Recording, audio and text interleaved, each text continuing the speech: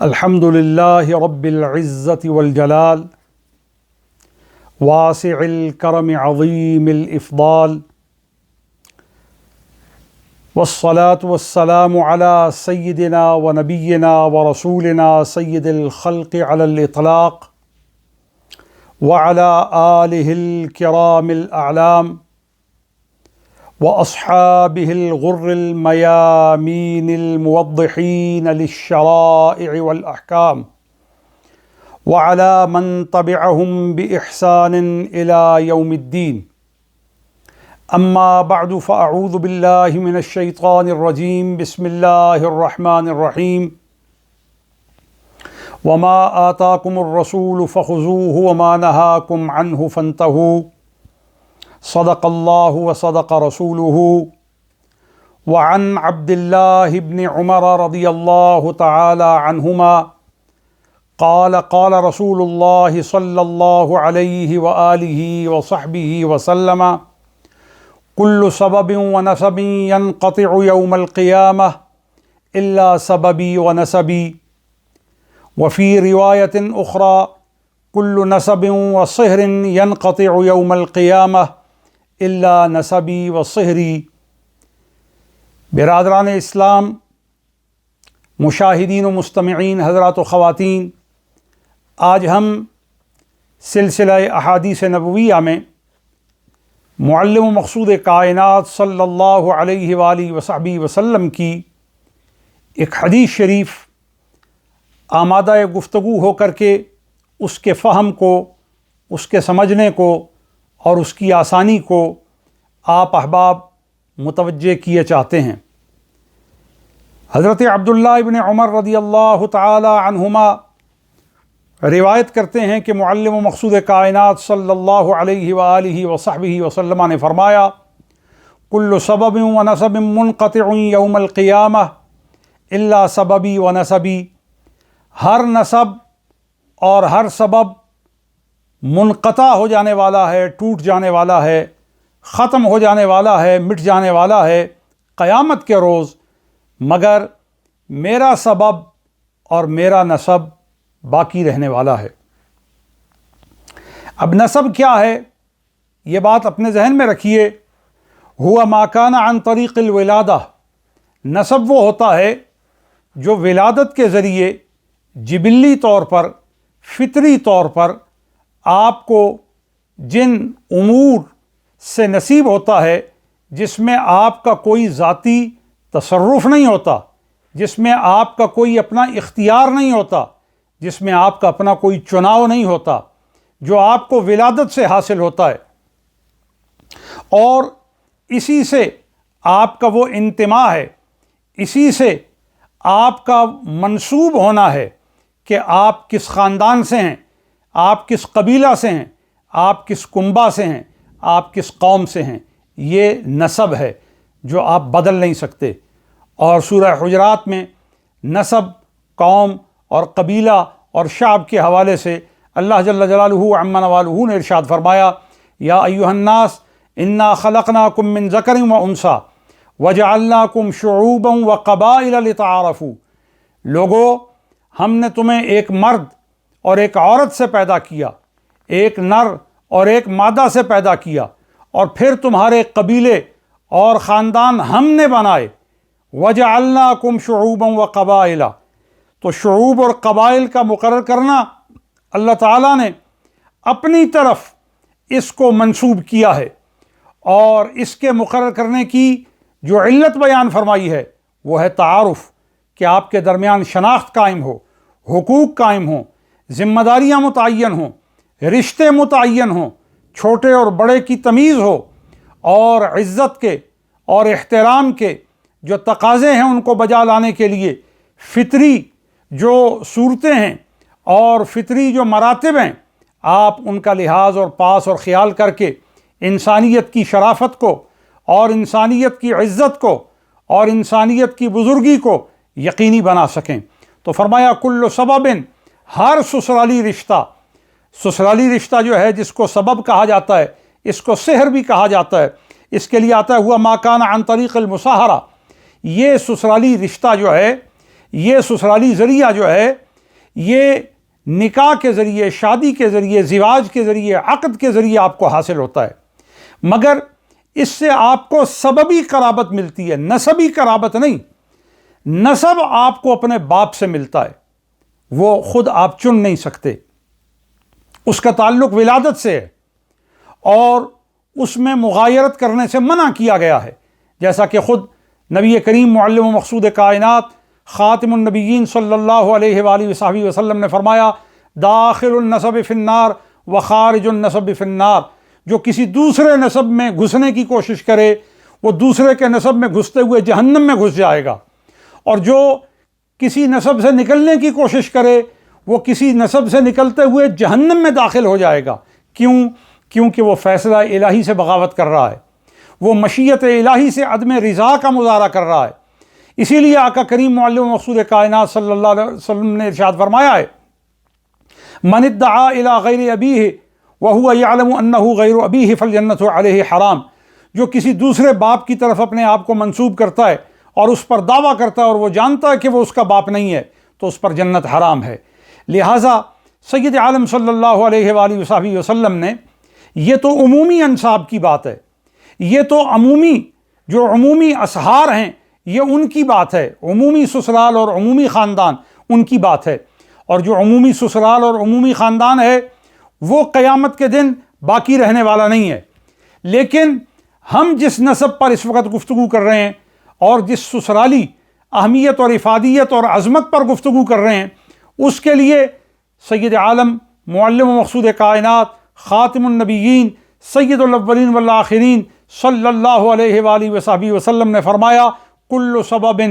ہر سسرالی رشتہ، و نسب، اور ہر پیدائشی رشتہ، منقطع، قطع ہو جانے والا ہے، ٹوٹ جانے والا ہے،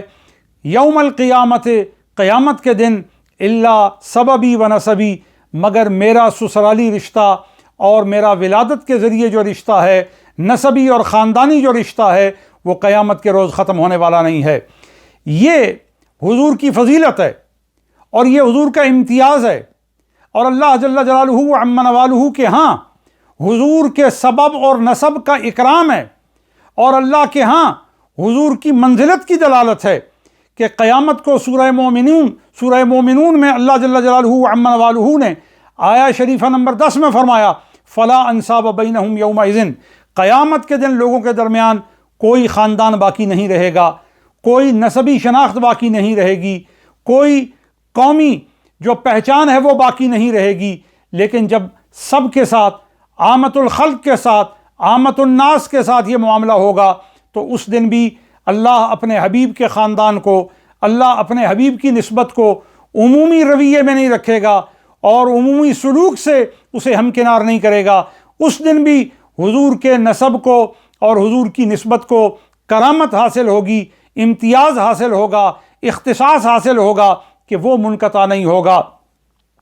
اور یہ حدیث جو ہے بہت سی کتب میں آئی ہے، جیسا کہ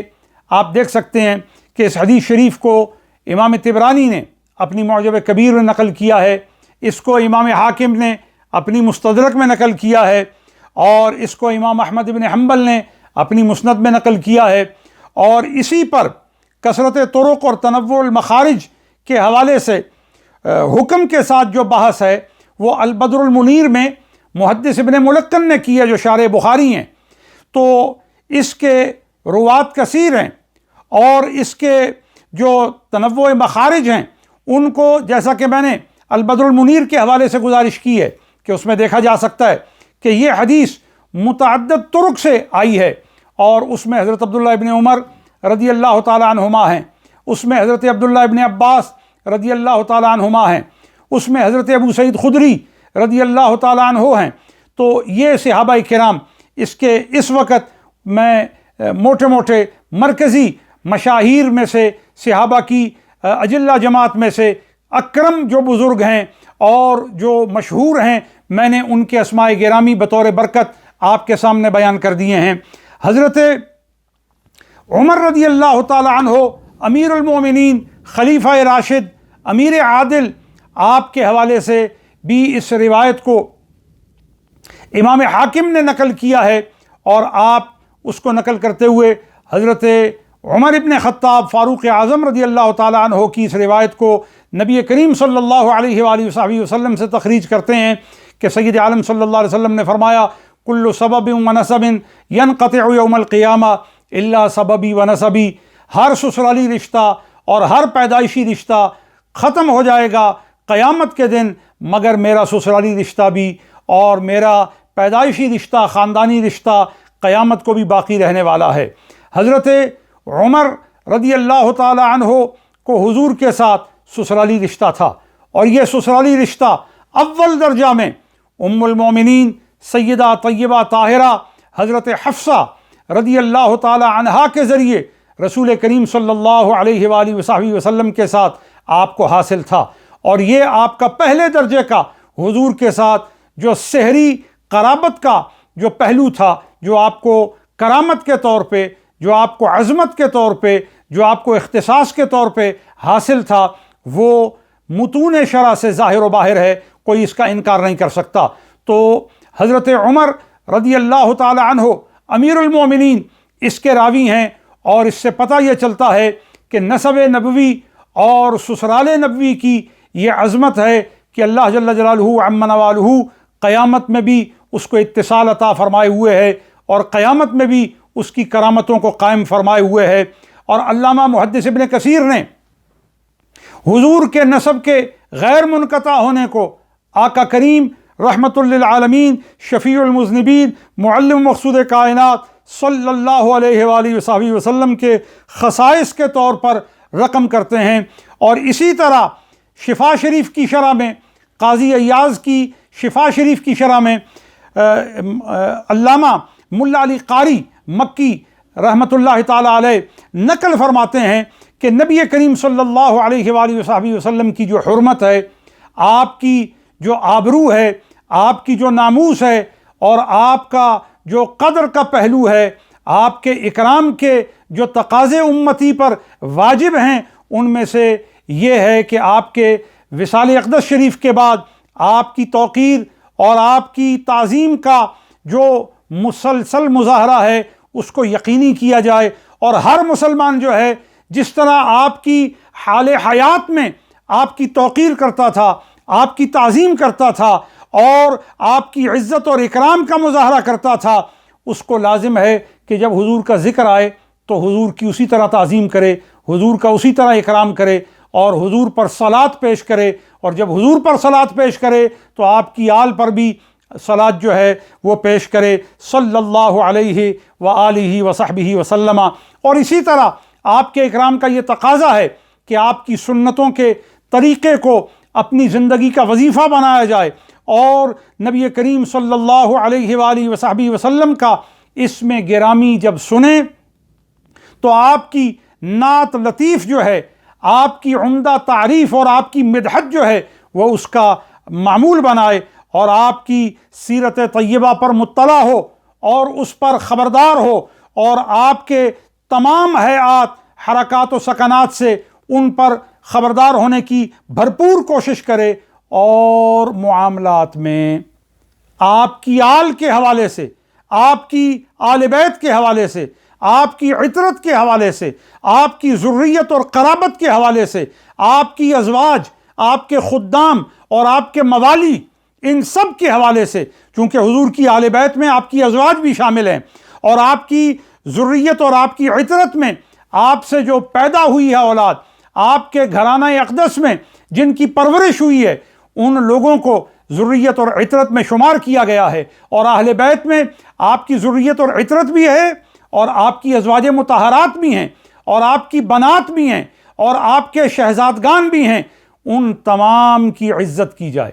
ان تمام کو بزرگ جانا جائے، ان تمام کی شرافت کا اقرار کیا جائے، اور ان کو اپنے احترام کا مورد بنایا جائے، اپنی توقیر کا ان کو بھرپور خوبی کے ساتھ آپ مظاہرہ کرتے ہوئے ان کے وقار پر دلالت کرنے والے اعمال اور مخاطبات کی صورت، مکالمات کی صورت سے آپ یہ ظاہر کریں کہ آپ حضور کی کتنی محبت رکھتے ہیں، آپ حضور کا کتنا اکرام کرتے ہیں۔ یاد رکھیں، جو شخص حضور کی آل بیت کا اکرام نہیں کرتا اور ان کے لیے ہلکے لفظ بولتا ہے اور ان کے لیے گھٹیا بات کرتا ہے اور ان کی طرف کسی برائی کی نسبت کرتا ہے اور ان کی طرف کسی سہو اور خطا کی نسبت کرتا ہے، یقیناً یہ ان کی طرف نہیں، در حقیقت یہ رسول کریم صلی اللہ علیہ وآلہ وسلم کی طرف ایسا جرأت کا وہ پہلو جو ہے وہ اخفاءً کر رہا ہے کہ اس کو ظاہراً اتنی جرأت نہیں ہے کہ وہ سید عالم صلی اللہ علیہ وآلہ وسلم کی